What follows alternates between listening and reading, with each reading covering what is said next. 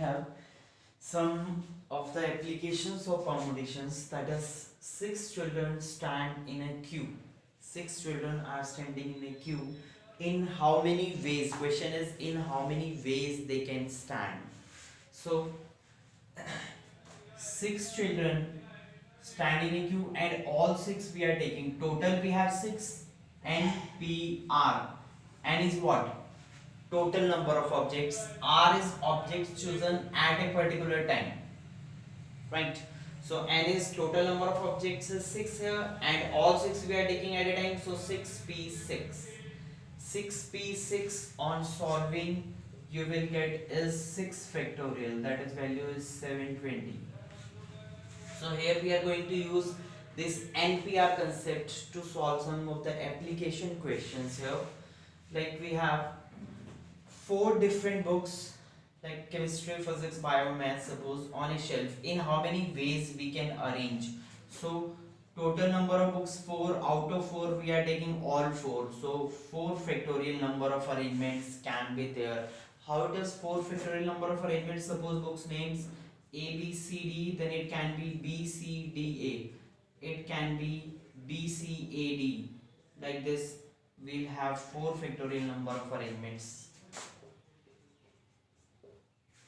Right? And one more thing, to use this NPR concept, we can use only when there is no repetition. NPR concept we use when we have no repetition cases. If in any case repetition is there, we have to use the principle of counting of multiplication. In case when no repetition, we can use this NPR concept. This you keep in your mind always. Next is, now this is the basic concept. This question gives you the basic thing of this exercise. He said, we have 3 economic books, 2 history books and 4 English books. Books on the same subject are different.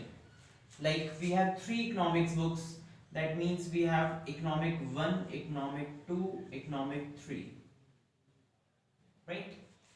And he said 2 history books and books on the same subject are different. So history 1, history 2. 4 English books, English 1, English 2, English 3, English 4 English books. Now find the number of possible arrangements of these 9 books. Find the number of possible arrangements. Now number of possible arrangement means economics 2 is here with English 3 can be here, so this is a different arrangement. If these 2 are exchanged, that is a different arrangement. So total number of arrangements, out of total 9 we are taking all 9, so we have 9 factorial number of arrangements are there. 9p9, as there is no such condition. Now see in second part, same question, he is putting a condition on it. He is putting a condition here that if all the books on a particular subject like history, like English, all the books on the particular subject are to be together.